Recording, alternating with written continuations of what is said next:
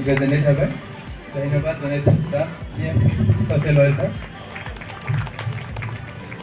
मन्टु बर' আমাৰ কপিলাবাৰী সমষ্টিৰ এমচি ডাঙৰীয়া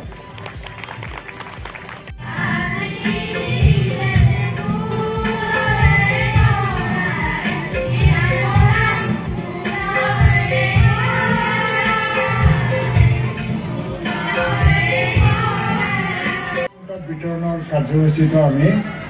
শিল্পী দিৱস উদযাপন কৰিব লাগে তো আজি আমি এটা সুযোগ পাইছোঁ যে এই মহান ব্যক্তিজনৰ ওচৰত থিয় হৈ পেলাই তেখেতক শ্ৰদ্ধা জনাবৰ কাৰণে আৰু শ্ৰদ্ধাঞ্জলি জ্ঞাপন